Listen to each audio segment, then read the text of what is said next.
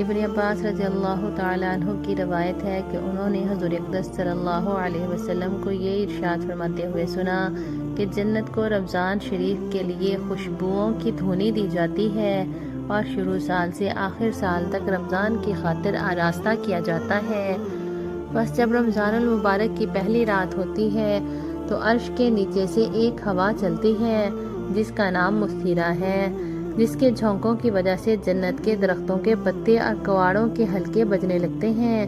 جس سے ایسی دلاویز سریلی آواز نکلتی ہے کہ سننے والوں نے اس سے اچھی آواز کبھی نہیں سنی۔ بس خوشنما آنکھوں والی حوریں اپنے مکانوں سے نکل کر جنت کے بالاخانوں کے درمیان کھڑے ہو کر آواز دیتی ہیں کہ کوئی ہے اللہ تعالیٰ کی بارگاہ میں ہم سے منگنی کرنے والا کہ حق تعالیٰ شانہ اس کو ہم سے جوڑ دیں۔ پھر وہی حوریں جنت کے داروغہ رضوان سے پوچھتی ہیں کہ یہ کیسی رات ہے؟ وہ لبیک کہہ کر جواب دیتے ہیں کہ رمضان المبارک کی پہلی رات ہے۔ جنت کے دروازے محمد مصطفیٰ صلی اللہ علیہ وسلم کی امت کے لیے آج کھول دیے گئے۔ حضور صلی اللہ علیہ وسلم نے فرمایا کہ حق تعالیٰ شانہ رضوان سے فرماتے ہیں کہ جنت کے دروازے کھول دے، اور مالک جہنم کے داروغہ سے فرما دیتے ہیں کہ احمد صلی اللہ علیہ وسلم کی امت کے روزہ داروں پر جہنم کے دروازے بند کر دے، اور جبرائیل کو حکم ہوتا ہے کہ زمین پر جاؤ اور سرکش شیاطین کو قید کرو اور گلے میں توق ڈال کر دریا میں پھینک دو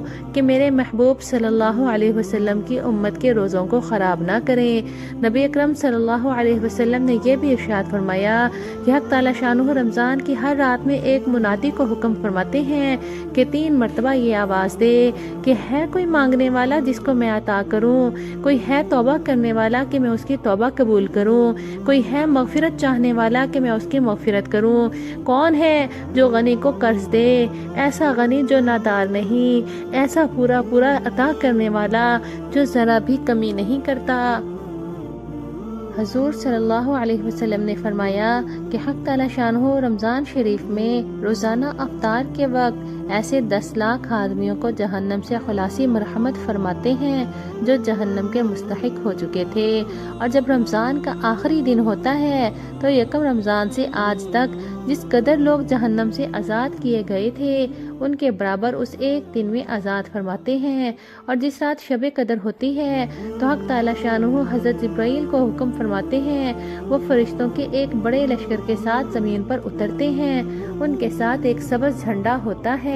جس کو کعبہ کے اوپر کھڑا کرتے ہیں، اور حضرت جبرائیل علیہ السلام کے 100 بازو ہیں جن میں سے 2 بازو کو صرف اسی رات میں کھولتے ہیں، جن کو مشرق سے مغرب تک پھیلا دیتے ہیں۔ پھر حضرت جبرائیل علیہ السلام فرشتوں کو تقاضا فرماتے ہیں کہ جو مسلمان آج کی رات کھڑا ہو یا بیٹھا ہو، نماز پڑھ رہا ہو یا ذکر کر رہا ہو، اس کو سلام کریں اور مصافحہ کریں اور ان کی دعاؤں پر آمین کہیں۔ صبح تک یہی حالت رہتی ہے۔ جب صبح ہو جاتی ہے تو جبرائیل آواز دیتے ہیں کہ اے فرشتوں کی جماعت اب کوچ کرو اور چلو۔ فرشتے حضرت جبرائیل علیہ السلام سے پوچھتے ہیں کہ اللہ تعالیٰ نے احمد صلی اللہ علیہ وسلم کی امت کی مومنوں کی حاجتوں اور ضرورتوں میں کیا معاملہ فرمایا؟ وہ کہتے ہیں کہ اللہ تعالیٰ نے ان پر توجہ فرمائی اور 4 شخصوں کے علاوہ سب کو معاف فرما دیا۔ صحابہ نے عرض کیا یا رسول اللہ وہ 4 شخص کون ہیں؟ ارشاد ہوا کہ ایک وہ شخص جو شراب کا عادی ہو،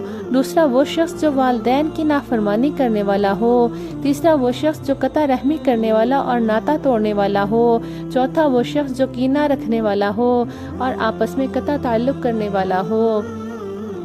پھر جب عید الفطر کی رات ہوتی ہے تو اس کا نام آسمانوں پر لیلۃ الجائزہ یعنی انعام کی رات سے لیا جاتا ہے، اور جب عید کی صبح ہوتی ہے تو حق تعالیٰ شانہ فرشتوں کو تمام شہروں میں بھیجتے ہیں، وہ زمین پر اتر کر تمام گلیوں راستوں کے سروں پر کھڑے ہو جاتے ہیں اور ایسی آواز سے جس کو جنات اور انسانوں کے سوا ہر مخلوق سنتی ہے پکارتے ہیں کہ اے محمد صلی اللہ علیہ وسلم کی امت، اس کریم رب کی درگاہ کی طرف چلو جو بہت زیادہ عطا فرمانے والا ہے اور بڑے سے بڑا قصور معاف فرمانے والا ہے۔ پھر جب لوگ عیدگاہ کی طرف نکلتے ہیں تو حق تعالیٰ شانہ فرشتوں سے دریافت فرماتے ہیں کیا بدلہ ہے اس مزدور کا جو اپنا کام پورا کر چکا ہو؟ وہ عرض کرتے ہیں کہ ہمارے معبود اور ہمارے مالک، اس کا بدلہ یہی ہے کہ کہ اس کی مزدوری پوری دے دی جائے۔ تو حق تعالی شانہ ارشاد فرماتے ہیں کہ اے فرشتوں میں تمہیں گواہ بناتا ہوں، میں نے ان کو رمضان کے روزوں